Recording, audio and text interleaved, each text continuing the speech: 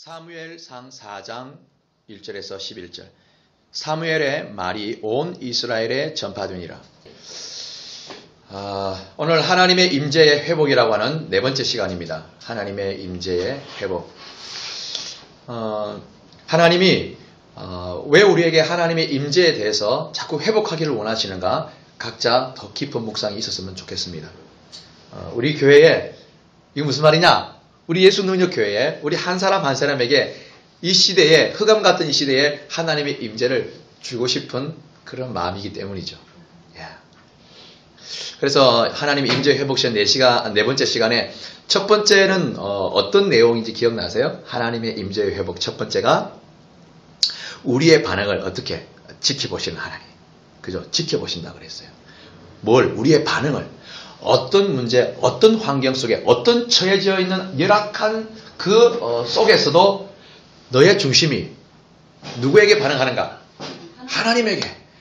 사람에게, 세상에게 그 무엇에 반응하는 것이 아니라 하나님에게 반응하는가 안 하는가? 그것을 하나님 지켜보신다.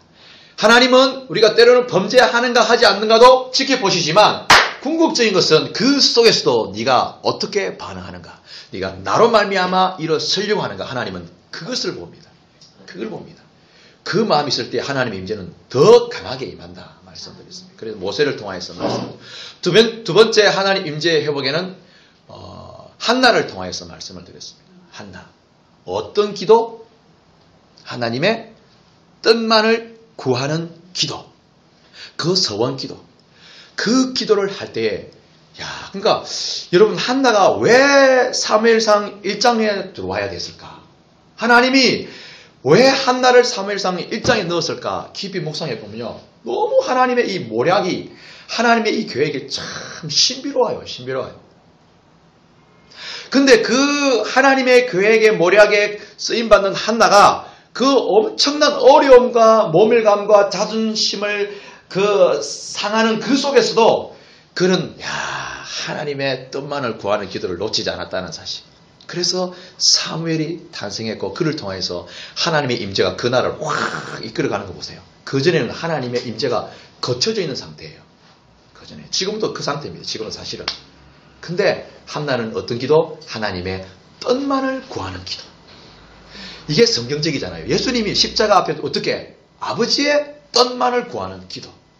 이건 무슨 말이냐? 반대로 말하면 내 뜻이 있을 수 있다 없다. 처음에는 있을 수 있다 없다. 있다라는 거죠. 있는데 이것을 따라가지 않고 누구? 하나님의 뜻을 따라가겠다는 뜻이죠. 이게 참 신앙이라는 겁니다. 그리고 저번 주에 하나님의 임재, 이 시대를 밝히 볼 수 있는 어떤 귀? 신령한 귀. 저번 주에 안 오셨어요? 학자의 기인데, 학자의 기 맞습니다. 학자의 기인데, 이것을 다시 제가 풀어서 신령한 기가 되어야 한다. 학자의 기 맞습니다.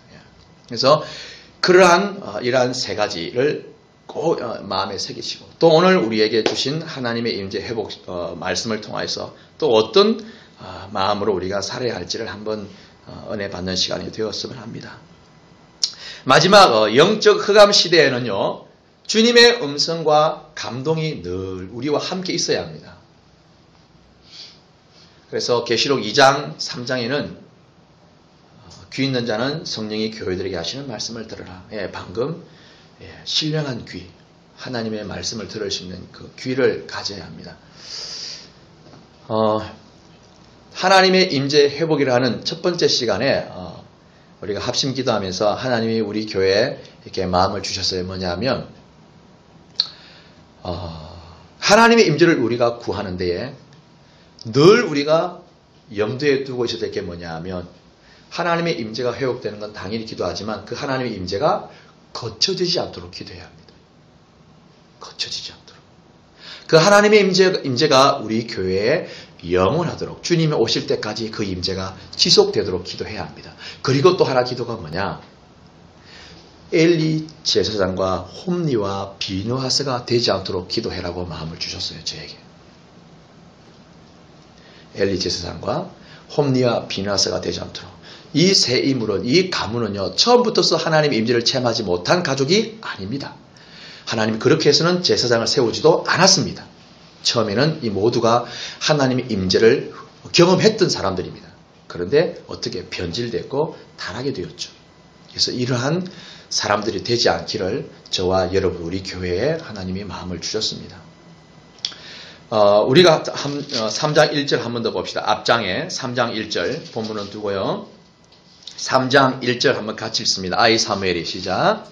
아이 사무엘이 엘리 앞에서 여호와를 섬길 때에는 여호와의 말씀이 희귀하여 이상이 흔히 보이지 않았더라. 네, 이 말씀을 또 묵상하고 또 묵상했으면 좋겠습니다. 여호와의 말씀이 희귀하여 이상이 흔히 보이지 않았더라. 하나님이 그 시대에 말씀하지 않았다는 것이 아니라고 말했습니다. 그렇죠?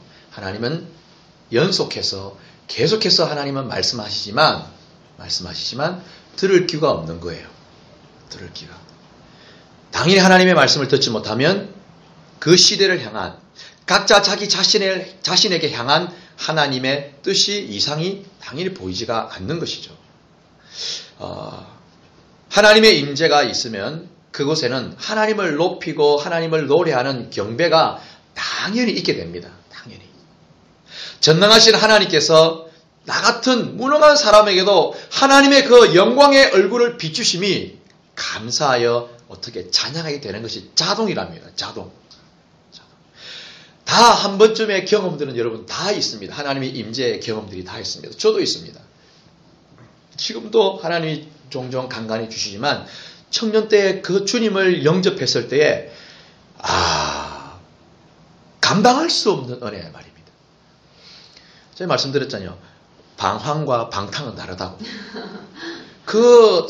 하나님의 마음을 그렇게 아프게 했던 나에게 하나님의 임재가 찾아오는 거 보면요. 그래서 지금 계속해서 말씀드리는 게 뭐냐면 어떤 악조건 속에서도 어떤 힘든 속에서도 하나님의 은혜는 계속 비치고 있다는 사실을 아멘. 좀 제발 기억하십시오. 아멘. 그래야 사단의 올무에 안 넘어가게 됩니다. 아멘. 우리가 어렵고 힘들면 자꾸만 사단에게 마음의 영역을 빼앗기는데 아니에요. 하나님의 은혜의 빗줄기는 저같이 못난, 저같이 악한 사람에게도 오더란 말이에요. 예상을 못했어. 그냥 세상대로 살다가 어느 날 시내를 걸어가는데 그 시내 제가 기억하기에는 감리교회예요. 감리교회인데 부흥회라고 하는 이게 프랜카드가 걸렸어요. 부흥회. 근데 내가 그 교회를 아는 것도 아니요. 그 부흥회 날짜를 아는 것도 아니요. 그냥 내 발이 그냥 가는 거예요. 내 발이. 그냥 가서 그 문을 열고 맨 뒤에 앉았는데 어떤 내용의 설교 내용은 지금 기억이 안 납니다. 그런데 앉았는데 하나님의 은혜를 부으시는데 감당이 안 되는 거예요. 그냥 이유 없이 눈물이 나오는 거예요. 이유 없이. 그냥 내가 흘리고 싶어 흘리는 게 아니에요. 우리 왜 수도꼭지를 틀었다라는 표현을 하잖아요. 그죠? 이게 막 눈에서 눈물이 콸콸콸콸콸 흘러내리는데 주체가 안 되는 거예요. 주체가. 그러니까 그 하나님의 살아계심, 그 하나님의 임재, 하나님이 이렇게 내가 느껴지는구나. 이렇게. 그 하나님의 임재가 느껴지니까 하나님을 노래 안 할 수도 없고 하나님을 높이지 않을 수도 없고 하나님을 경배 안 할 수가 없어요. 이 자동 시스템으로 돌아가요. 이 은혜가 우리 가운데 반드시 회복될 줄을 믿습니다. 아멘. 믿습니다. 그래서 첫사랑을 회복하라고. 그래서 이사야 6장 1절의 말씀에 보면요. 이사야가 기도 중에 하나님의 보좌를 보게 됩니다. 하나님의 보좌. 그 보좌에 스랍들, 그룹들, 천사들이 나는데 6날개를 가지고 납니다. 그래서 2날개는 발을 가리고 2날개는 얼굴을 가리고 2날개는 날면서 뭐라고 말하냐? 거룩하다, 거룩하다, 거룩하다. 만군의 주 여호와여, 하나님의 영광이 온 땅에 충만하리로다. 아멘. 아멘. 어디에? 온 땅에. 아멘. 온 땅에. 그러니까 하나님의 임재는 그 누구도 예외가 없습니다. 그 누구도 예외. 물론 선택하신 것도 하나님의 주권입니다. 그러나 지금 우리가 예수님 믿는 우리에게는 하나님의 이 찬란한 그 영광의 빛이, 그 얼굴 빛이, 감당할 수 없는 그 하나님의 능력의 빛이 온 땅에 지금 이 시간 우리에게 비추고 있다는 사실을 상상을 하십시오. 상상을. 이게 뭐냐? 이렇게 한번 상상을 해보라는 거예요. 때로는 이 상상이 뭐 그림이나 사진이 참 많잖아요. 하나님 그렇게도 우리에게 환상을 주신단 말입니다. 그 영광의 빛을 그 하나님의 임재 앞에 서니까 이사야가 하는 말이 있습니다. 오호라 나는 죽은 자와 같도다. 내가 하나님의 보좌를 보니 내가 부정한 존재인가 드러나는 거예요.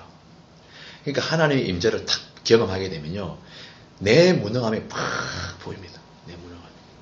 그래서 저는 목사 안수를 받을 때 참 귀한 1년의 과정이 있었어요. 그 과정 속에서 하나님이 참 은혜를 많이 부어주셨고 이렇게 감동과 음성도 주셨는데, 그 하나 아직까지 잊지 않고 잊혀지지도 않는 그 멘트가 뭐냐, 하나님, 내가 참 내같이 이렇게 부족하고 참 내같이 이렇게 진짜 내가 잘난 줄 알았는데 그게 아니었네요. 막 이게 기도하면서 나 목사 안수 받는 게 참 이렇게 못할 것 같습니다 하니까 하나님이 저에게 주신 말씀이 있습니다. 어떤 나에게 고백을 만들어내게 했냐면, 그렇다면 하나님, 나의 무능을 통하여서 하나님의 전능을 위해서라면 내가 받겠습니다. 이게 고백이 나오더라고요. 이게. 그러니까 하나님의 영광, 하나님의 임재, 하나님의 전능은 결국은 우리 사람들을 통하여서 나타납니다. 여러분 앉아있는 한 사람 한 사람을 통하여서 하나님의 임재가 나타나게 하십니다. 그런데 언제? 모세와 같이 호렙산에서 이게 진심이죠, 진심. 이게. 그렇게 기도해야 되는 거예요. 하나님, 나에게 정말 나의 무능함과 나의 부족함이 절절히 드러날 수 있는 은혜를 비추어 달라고 기도해야 합니다. 아멘. 그럴 때 하나님이 그 이사야에게 그 영광 임재를 보여주고 너의 그 부정한 사람임을 인정케 하고 쓰는 거예요. 그 다음에 쓰는 거예요. 그 다음에 이사야를 통해서 확 쓰시는 거 보세요. 많은 사람들이 이사야를 통해서 당시에 거짓 선지자들이 절비했습니다. 거짓 선지자들이. 이사야를 통해서 너만 주의 종이냐, 네만 목사냐, 막 그런데도 이 이사야는 굴하지 않냐고 하나님의 진리를 전하는 종으로 쓰임받았다는 사실. 오늘 저와 여러분들 이 시대에 그렇게 쓰임받아야 될 줄 믿습니다. 아멘. 아멘. 아멘. 쓰임받아야 됩니다. 왜 우리는 이렇게까지 하나님의 임재를 갈망하며 그분의 임재가 회복되기를 원해야 하는가? 왜 그래야 되는가? 왜 임재 가운데 머물러야 하며 왜 임재를 회복해야 되는가? 왜인가? 하나님의 통치를 받아야 하기 때문입니다. 자, 오늘 본문을 돌아오세요. 사무엘상 3장 19절 21절 석절입니다. 3장 19절 21절 3절 같이 읽습니다. 시작. 사무엘이 사람의 여호와께서 그와 함께 계셔서 그 말로 하나도 땅에 떨어지지 않게 하시니 단에서부터 브엘스바까지의 온 이스라엘이 사무엘은 여호와의 선지자로 세우심을 입은 줄을 알았더라. 여호와께서 실로에서 다시 나타나시되 여호와께서 실로에서 여호와의 말씀으로 사무엘에게 자기를 나타내시니. 아멘. 이 말씀 참으로 우리에게 은혜되는 말씀인데요. 하나님의 임재가 사무엘에게 나타났다고 하는 이 세 구절입니다. 그죠? 사무엘에게. 그래서 사무엘에게 하나님의 임재를요, 그 모든 백성들이 거부하지 않는 사건입니다. 맞죠? 예. 근데 보세요. 하나님의 그 임재가 사무엘에게 나타났을 때에 그 주변 사람들이 사무엘을 보고 하나님을 인정합니다. 이것은 무슨 말이냐면요, 그 많은 백성들이 사무엘을 통해서 누구의 통치를 받는 겁니까? 하나님의 통치를 받는 거예요. 이제 뒤로 가면 사무엘이 나라를 다스립니다. 그죠? 그래서 사무엘이 행하는 그 모든 말 하나도 어디에 떨어지지 않았다? 땅에 떨어지지 않았다. 그래서 그의 모든 말을 하나님이 이끌어 갔다는 뜻입니다. 이 말을 오해하면 안 됩니다. 그러면 내가 구하는 내 마음대로 구하면 다 하나님 주신다? 아니요. 하나님의 뜻대로 구하는 것을 땅에 떨어지지 않게 한다는 말입니다. 아멘. 한나의 기도가 너무너무 중요한 거예요. 때로는 우리가 어떤 문제가 있어서 기도의 첫발을 디디는 하나님 문제의 초점장은 우리에게 줍니다. 그래서 기도를 시작하죠. 그러나 궁극적인 기도는 어디까지 가야 됩니까? 하나님의 통치를 받는 기도까지 가야 합니다. 아멘. 그럴 적에 하나님이 그 한 사람을 주장하시고, 그 한 사람을 통해서 그 가정을 주장하시고, 그 가정을 통해서 그 직장을 주장하시고, 그리고 나라와 민족을 다 주장하시는 거예요. 그 하나님의 통치가 오늘 우리 한 사람 한 사람을 통하여서 하나님이 주장한다는 뜻입니다. 그래서 우리가 하나님의 임재가 회복되어야 된단 말입니다. 하나님의 통치를 받지 않으면요, 어떤 일을 통하여 자기 자신을 나타내거나 주님의 임재를 거부하거나 자꾸 다음 기회로 미루려 하는데 만약 이렇게까지 하나님의 임재가 우리에게 회복되지 않으면요, 사실은 우리가 산다고 해도 산 것이 아니에요. 우리가 건강만 있어서 사는 것이 이거는 육체의 삶이고 궁극적인 우리 영혼의 심령의 삶은요, 하나님의 임재가 거친 상태에서는 이게 산 게 아니에요. 산 게 아니에요. 그래서 세상적으로 정말 삐까 번쩍하고 많은 것을 소유한 초고위층 사람들이요, 세상적으로 누릴 것 다 누리보지만 그 마음의 곤고함은 이루 말할 수 없습니다. 그래서 어떤 병이 이 땅에 지금 자꾸 오느냐, 이 정신적인 병이 자꾸 오는 거예요. 이 마음의 곤고함과 이 정신은 항상 상호작용합니다. 마음과 정신은요, 이게. 근데 하나님의 통치를 받지 아니하고 하나님의 은혜의 가운데 있지 아니하는 그리스도인들, 아니하는 비신자들은요, 마음과 생각이 곤고해집니다. 그래서 많은 이 의식 세계의 정신병들이 자꾸 옵니다. 더 많이 옵니다. 우리가 예수님 믿는 우리가 꼭 기억해야 될 것은 하나님의 임재가 그쳐서는 안 된다. 하나님의 임재가. 우리 순복음에서 하는 단어가, 이 용어가 성령 충만입니다. 쉽게 말을 해서 성령 충만이죠. 좀 우리가 궁극적으로 그 하나님의 다스리심, 하나님의 통치하심, 그분이 나에게 감동 주시고 나에게 말씀 주시고 나를 깨닫게 하시고, 이것이 어떻게 계속 있어야 한단 말입니다. 계속. 아무리 우리가 좋은 휴대폰을 우리가 통신기기를 가지고 있다 할지라도 기지국과 주파수가, 전파가 어떻게 단절이 되면 아무리 배터리 충전을 풀로 했다 할지라도 주파수가 끊기면, 그죠? 어떻게 돼요? 무용지물이야. 아무 필요 없어. 또 이러면 또 이러다. 와이파이 있는데요. 그러지 마. 그만. 실질적으로 내가 통화하고 싶은 사람하고 못하는 거예요. 마찬가지예요. 살았다 하나 우리가 성경을 보고 우리가 예배를 드리고 기도를 아무리 많이 하나, 그렇게 한다 한들 주님의 감동이 있지 않다면 이것은 살았다 해도 사실은 이게 지금 병든 겁니다. 잠자고 있다란 말입니다. 잠자고. 빨리 내 영혼을 깨우고 하나님의 생기를 구하여서 빨리 우리가 일어나야 한단 말입니다. 타락하기 전에 그 아담에게 하나님의 생기를 부어 넣으셔서 그가 생명이 된 것처럼, 생명이란 말은 뭐냐? 살아있는 존재 말씀, 궁극적인 건 뭐냐? 하나님의 신과 이 인간의 속에 영혼이 어떻게 교신을 하는 것이 생명이란 말입니다. 아멘.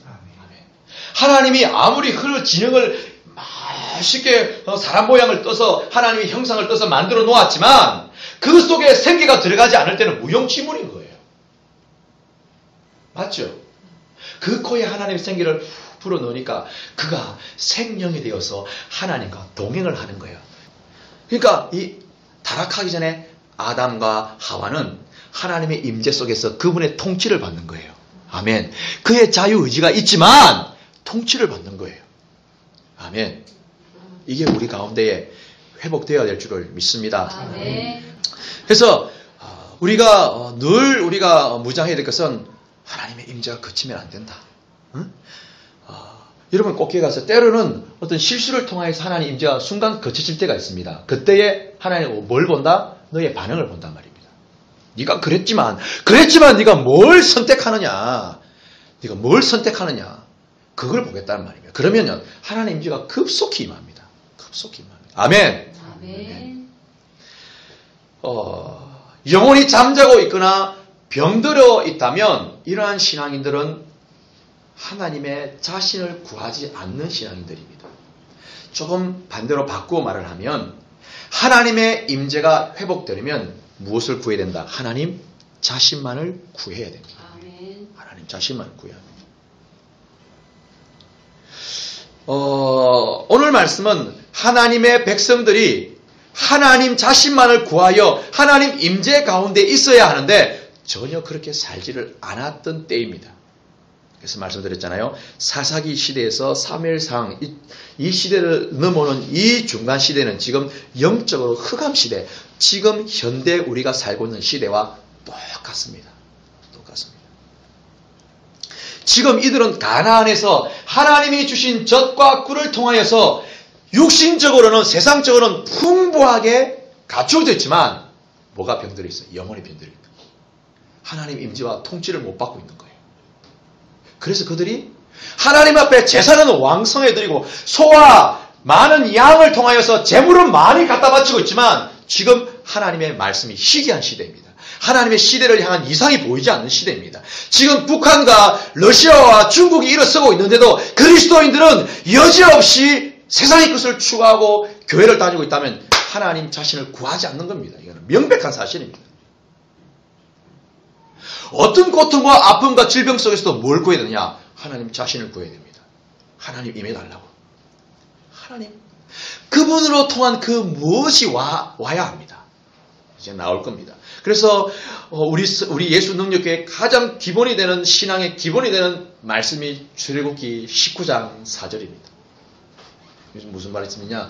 내가 너를 애굽에서 건져내어서 많은 이적을 보였고 내가 독수리 날개를 업어서 너희들을 누구에게로 인도하였다? 하나님 자신에게로. To myself. 나에게로 인도하기 위함이었다라는 거예요. 이게 무슨 말이냐? 가나안을 데리고 간 그것은 하나의 목표 설정입니다. 설정.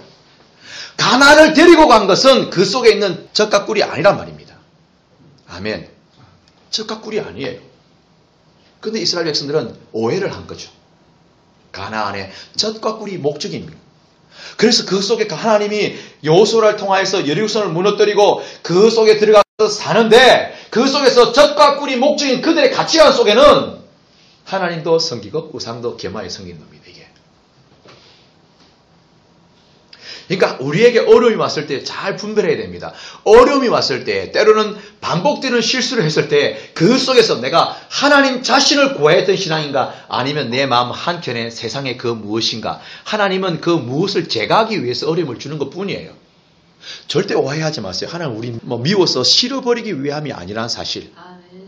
아멘 하세요. 아멘. 아멘. 아멘. 절대 하나님은 우리가 미워서 그도 차기 위해서 어려움을 허락하고 때로는 아픔을 고통을 질병을 허락하는 분이 아니란 말입니다. 그 생각이 든다는 것은 누가 주는 거예요 지금? 사단이가. 마귀가 주는 거예요 그 생각을. 예수님에게도 줬는데 그 생각을. 예수님에게도 그 생각을 줬는데 하물 우리에게라. 꼭 기억하십시오. 신앙의 본질은 하나님 자신에게로 인도받기 위함입니다. 하나님이 임재 가운데 더 가까이 가기 위함입니다. 그 나머지는 부수적이고 2차, 3차입니다. 2차, 3차를 자꾸 본질로 가져오니까 지금 교회가 지금 신앙인들이 지금 본질이 다 무너지고 있는 거예요. 지금 다 무너지고.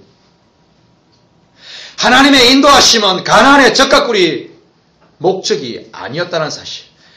젖과 꿀이 목적이 되면 어떻게 되는 줄 아세요? 말씀드렸죠? 우상을 숭배하게 됩니다. 반드시 우상 숭배 나옵니다. 그렇다고 우리가 절에 가서 이렇게 우상 숭배하지 않습니다. 우상이 어디 있냐? 마음에 있는 거예요. 세상의 그 무엇. 때로는 사람의 자존심이 우상이 되는 경우도 있습니다. 누가 나에게 싫은 소리 탁 했을 때 이 속에서 팍 올라오면 이 지금 내 자존심 우상이 되어 있는 거예요. 이 자존심이라는 우상이 정말 무섭습니다. 이게. 그래서 하나님의 말씀을 보면요. 요한계시록의 7교회를 통하여서 3가지 테마로 하나님이 말씀합니다. 하나는 뭐냐? 책망, 하나는 권면, 하나는 칭찬. 이 3가지를 같이 항상 갑니다. 맞죠? 항상 같이 갑니다. 그런데 책망과 이 권면을 듣지 아니하면 때로는 이 책망과 권면이 여러분에게 임했을 때에 내 마음에서 울그락불그락하면 이 자존심이 지금 내가 우상이 되어 있다는 뜻이에요. 이 우상을 빨리 무너뜨려야 돼요. 이것을. 그래서 겸손하라. 그래서 순종하라 그러는 거예요. 오죽하면 군대 용어로 복종이라는 단어를 하나님이 썼겠어요. 왜? 복종하지 않으면 그 자존심이라는 우상이 무너지지 않으니까. 그러니까 여러분들 삶 속에서 누군가 나에게 싫은 소리를 탁 던졌을 때에 그 속에서 내가 화가 헉 올라온다. 그러면 하나님 앞에 반응해야 합니다.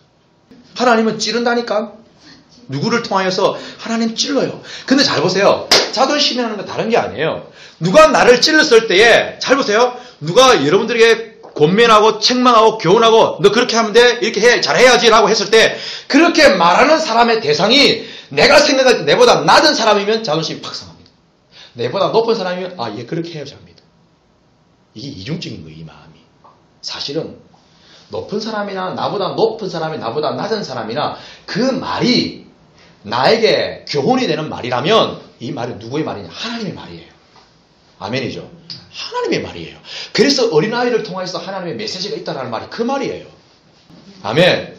그러니까 꼭 기억하세요. 여러분 선에서 내보다 못한 사람, 너는 내보다 밑이야, 너는 내보다 못하는 사람이야. 근데 그 사람이 어느 날 탁 찌른단 말입니다. 이건 하나님의 메시지예요. 이거는요. 아멘. 하나님의 메시지예요. 그러니까 젖과 꿀이 목적인 사람, 이 세상에 먹고 마시는 부귀, 출세, 영화, 이것이 목적인 사람은 그 속에 우상 단지를 가지고 있어요. 단지를. 그리고 세상과 하나님을 어떻게 겸하여 섬깁니다. 겸하여. 늘 말합니다. 우리 교회는 저와 여러분들은 이 WCC를 반대해야 합니다. 적극 반대해야 합니다. 운동하라는 뜻은 아닙니다. 누가 그런 진리를 가지고 오면 아니라고 이야기해야 된단 말입니다. 아니라고. 지금 안산까지 이 움직임이 좀 보이고 있어요. 제가 이 확인한 사실은 아니지만 우리 안산에 큰 교회가 한 5개 정도 있습니다. 우리 안산에 지금 올해가 3회째 하고 있습니다. 이 3회 뭘 하고 있느냐 하면 종교인들이 5대 종단 종교인 대표자가 모여가지고 다문화 가정의 행사를 하는 거예요. 다문화 가정 행사? 좋은 일이에요? 나쁜 일이에요? 좋은 일이에요.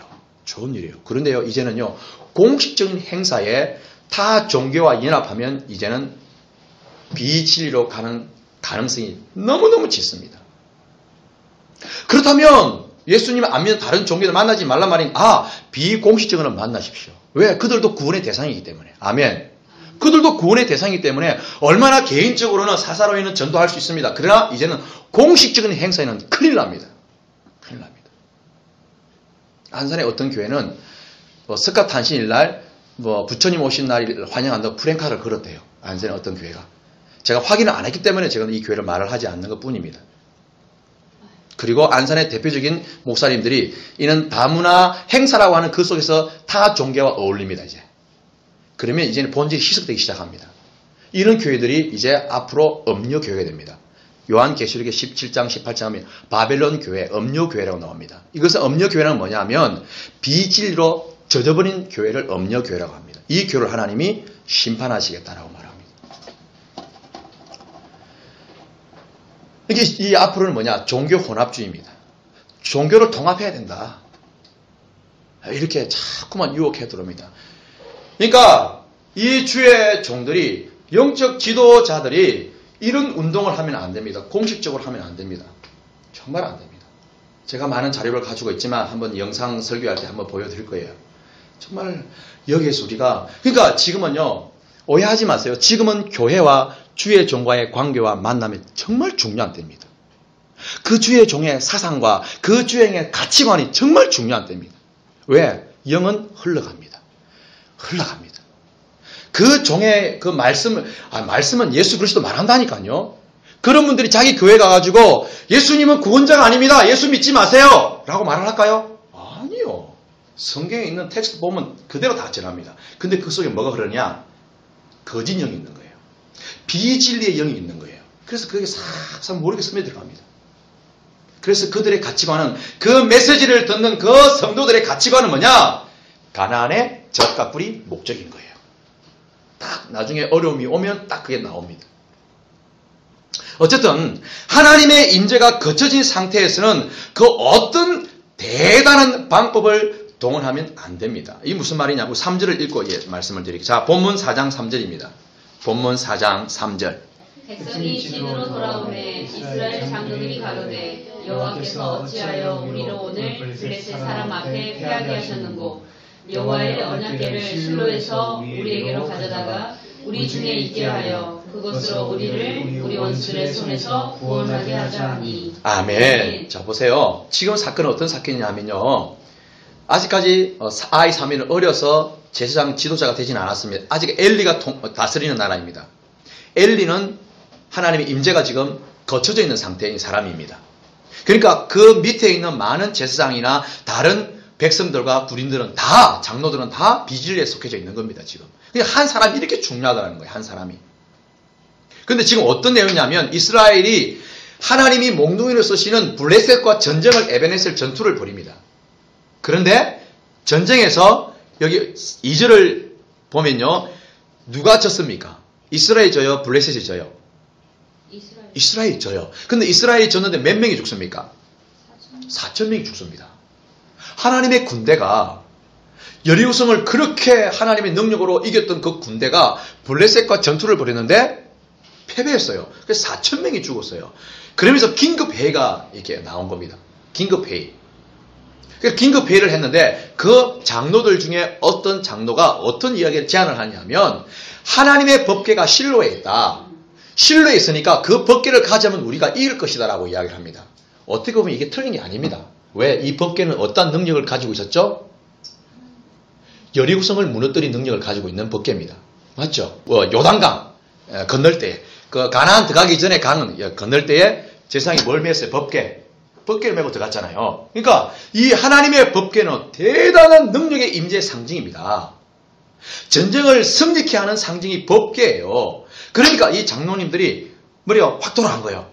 우리가 4천명이 죽었다. 그럼 이걸 이겨야 된다. 다시 붙어야 된다. 그럼 어떻게 되냐? 하나님의 법궤가 이런 역사를 가지고 있다. 그럼 빨리 실로에서 법궤를 가지고 와라. 그래서 그 법궤를 가져오니까요. 그 군대 진영에 어떤 소리? 여기 보니까 5절에 보니까 그들이 큰 소리 외치면 뭐가 울렸다? 땅이 울린 거예요. 이건 뭐냐면 법궤가 오니까 이스라엘 백성들이 어떻게 받아들인 거예요? 우와! 이제는 이겼다. 이제 우리가 이겼다. 와, 신난다. 블레셋 너는 죽었어. 이제 너는 다 죽었어. 이제 너는 엿됐어. 이제 하나님의 법궤가 어떤 법궤인데? 그냥 땅이 울린 거예요. 이게요 지금. 그 함성을 지르고 막 야단 법석이 난 거예요. 그래서 옆에 그 산에서 블레셋이 듣고 있는데 이게 무슨 소리야? 예, 장군님, 이스라엘에 그 법궤가 지금 실로에서 오고 있대요. 법궤가 뭐냐? 법궤가 옛날에 이런 역사를 가지고 있대. 야, 그럼 우리는 다 죽었다. 큰일 났다. 그래서 블레셋이 기가 확 죽어요. 이렇게 하나님의 법궤가 대단하여서 그 법궤를 가지고 진영에 돌아와서 그 법궤를 가지고 싸웁니다. 근데 전쟁은 어떻게 됩니까? 졌습니다. 몇 명이 죽은 줄 아세요? 3만 명이. 지금 배로 더 죽었어요, 이거. 이거 신앙적으로 어떻게 해석할 거예요, 이거를? 이거 어떻게 해석할 거예요? 그리고 누가 죽습니까? 11절에.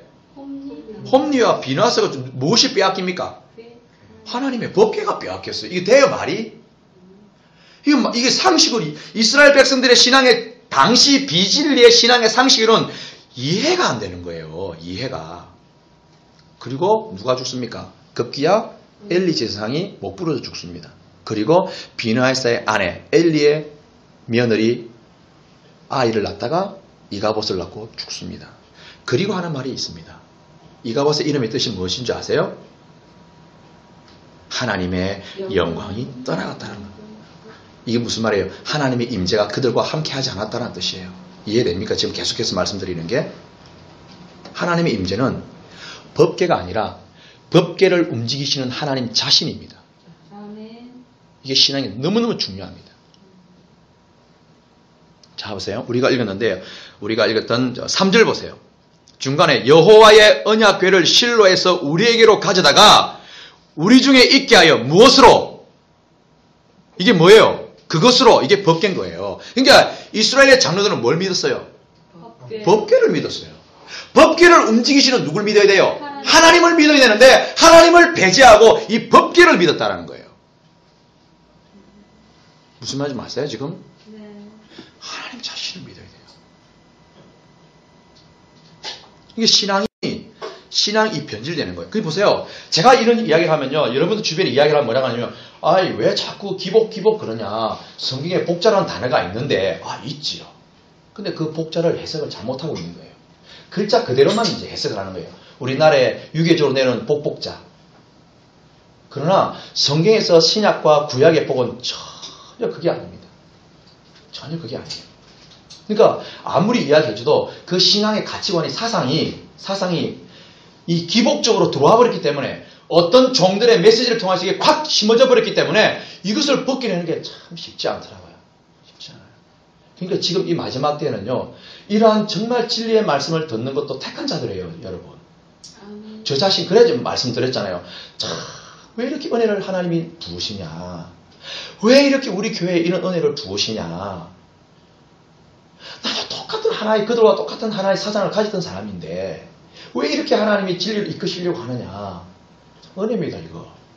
하나님이 노아를 택하셨던 것처럼 은혜입니다. 단지 뭔가 내 손에 잡히지 않은 그것 때문에 우리가 흔들려서는 아니 됩니다.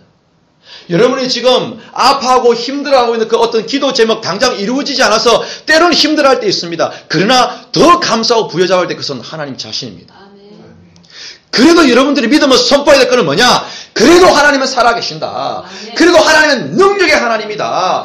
하나님은 반드시 예수 그리스도 이 땅에 다시 보내시는 분이다. 어려우면 어려울수록 이것을 다 마음에 새겨야 합니다. 마음에 새겨야 합니다. 왜? 이제 비지는 더 우리를 유혹합니다. 유혹합니다. 한 무리 속에서 왕따가 얼마나 힘든지 아세요? 학교 왕따 있잖아요. 신앙 안에도 왕따가 생깁니다, 이제. 조금만, 그러니까 보세요. 지금 교회들이 주의 종의 신앙 목회관이요. 다른 교회와, 이 다른 교회는 기존의 큰, 외형적으로 큰 교회와 다른 목회관을 가지고 있으면 다 이단 소리를 듣게 되시면 이제. 어저께 상담하러 간 그 교회 목사님이 이단 소리를 듣고 있어요. 왜? 영성 목회한다고.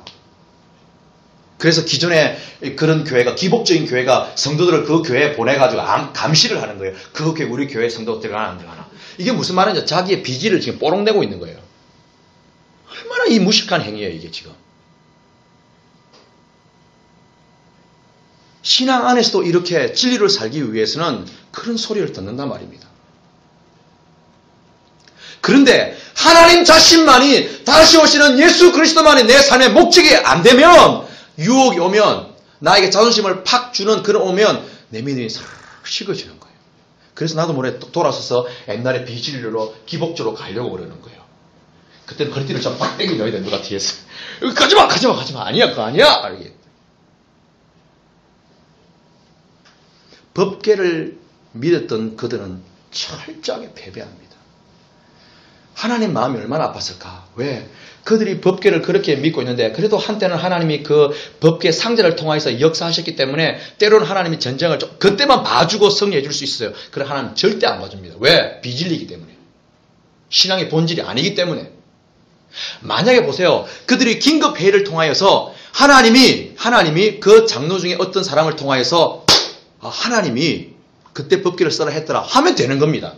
왜? 하나님이 그 법궤를 쓰시려고 하기 때문에. 그러나 그게 없었어요. 그런 긴급 기도회가 아니었어요.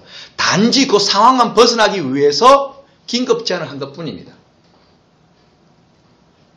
그러니까 우리가 어떤 문제를 해결하는 방법들이 있는데 그 방법들이 하나님에게로부터 와야 합니다.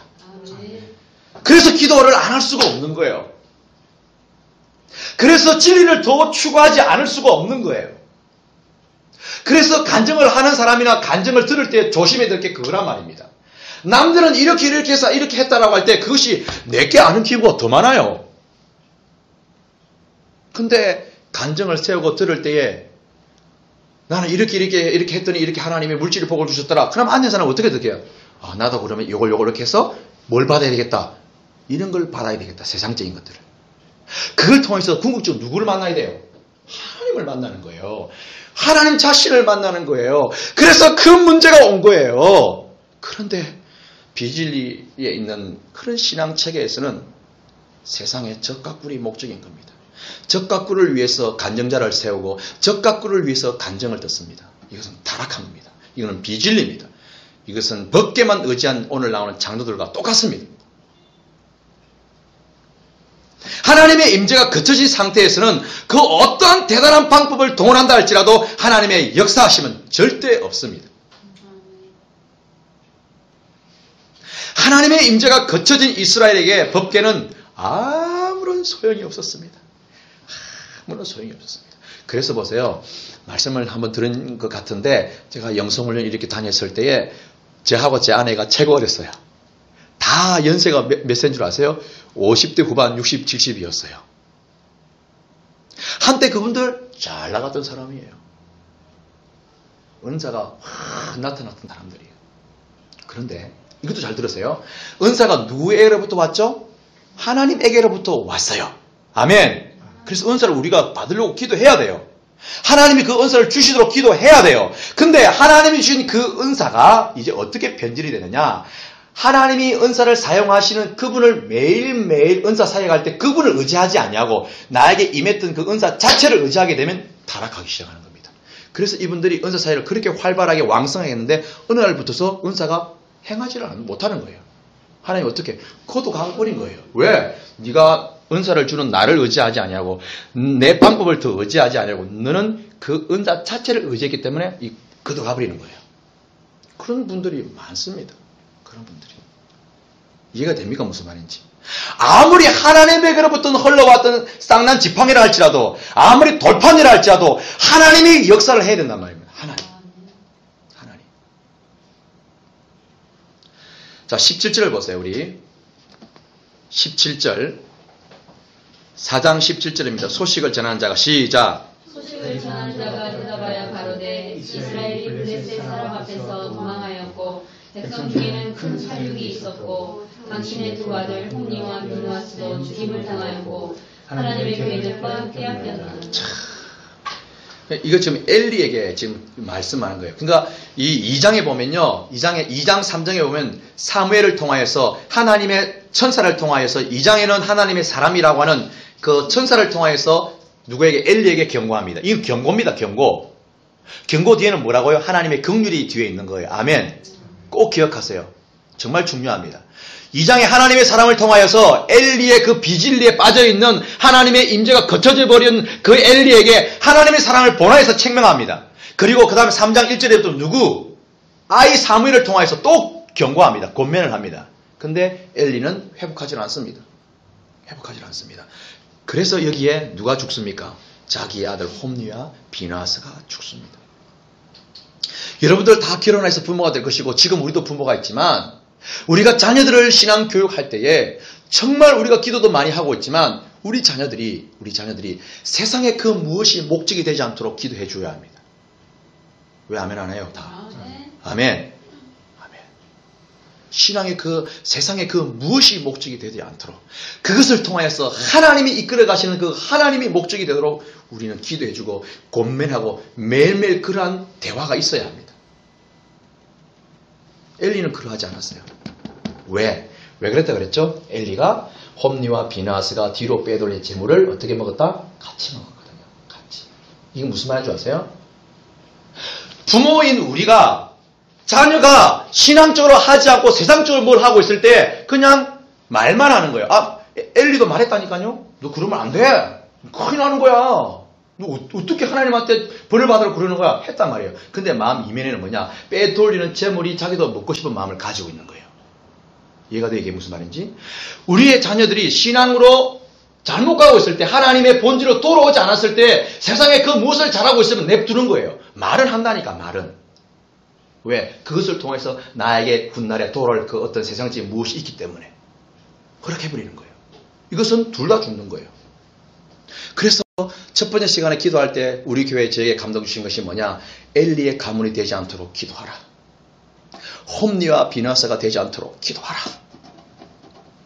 하나님의 영광이 영원토록 내가 다시 오실 때까지 머물도록 기도하라. 아멘.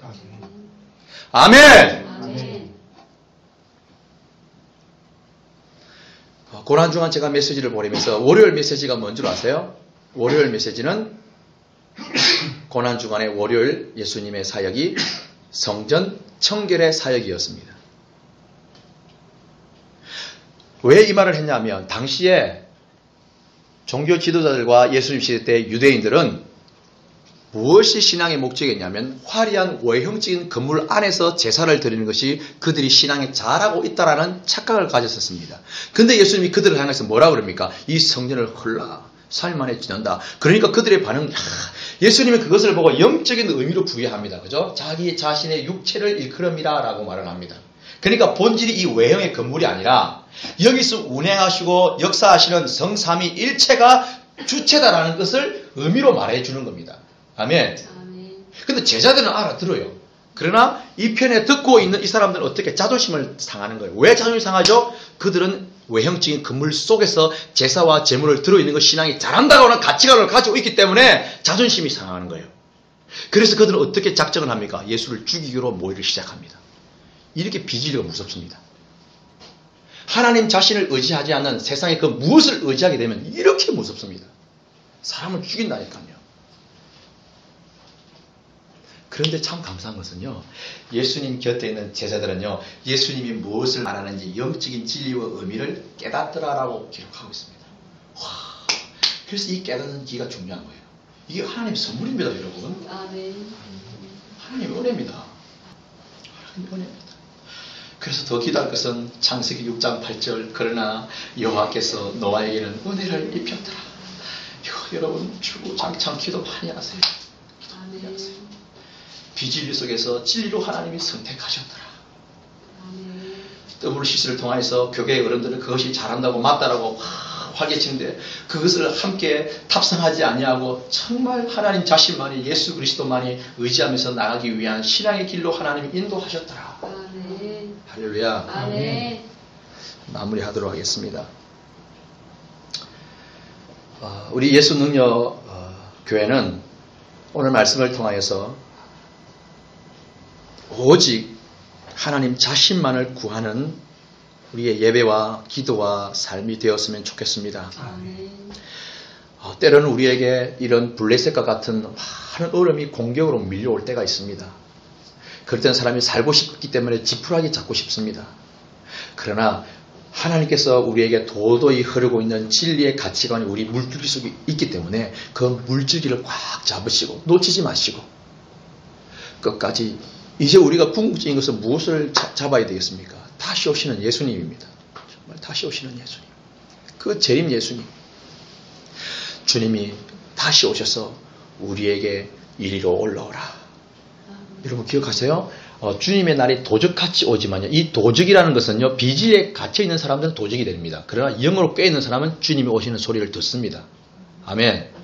이것만 자꾸 마치 계시록 11장 11, 12절 두 절 있습니다. 계시록 11장 11절 12절 시작.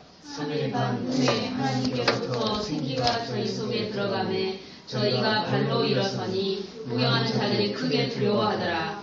하늘로부터 큰 음성이 있어 이리로 올라오라 함을 저희가 듣고 구름을 타고 하늘로 올라가니 저희 원수들도 구경하더라. 아멘.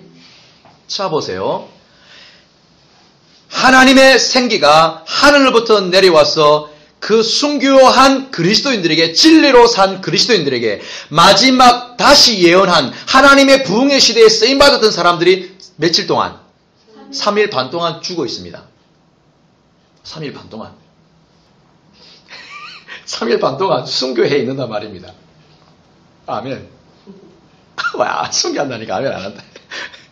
3일 반 동안 다시 예언했던 하나님의 입맞은 종들이 1260일 동안 전 세계에 나가서 주님의 마지막 부흥의 역사에 쓰임받았던 하나님의 입맞은 종들이 3일 반 동안 순교하여서 쓰러져 있습니다. 그런데 하늘부터 하나님의 생기가 에스겔 골짜기에 임했던 하나님의 생기, 타락하기 전 아담에게 임했던 하나님의 생기가 들어가니 그들이 일어섭니다. 일어서면서 뭘 듣습니까? 하늘로부터 어떤 음성, 큰 음성을 듣는데 어떻게? 이리로 올라오라! 이리로 올라오라! 아멘. 그 소리를 듣습니다. 그런데 보세요. 그 소리를 듣지 못하는 자는요. 여기 보니까 저희 원수들은 뭐하고 있습니까? 구경하고 있는 거예요. 그러니까 이 소리를 듣는 자가 있단 말입니다. 주의 날이 밤과 같이 도적같이 임하는 건 맞습니다. 그러나 이들은 누구에게? 비진리에 빠지는 자들에게는 못 듣습니다. 그러나 정말 진리대로 살고자 하는 자에게는 하나님의 음성이 들려서 이리로 올라오라 할 때 우리가 들림받는 겁니다. 아멘. 아멘. 그래서 우리 예수능력교회는 이 땅에서 무엇을 먹고 마실까에 더 초점을 두지 말고 온전히 다시 오시는 예수님만 의지하면서 우리가 승리의 삶을 살기를 간절히 축원드립니다.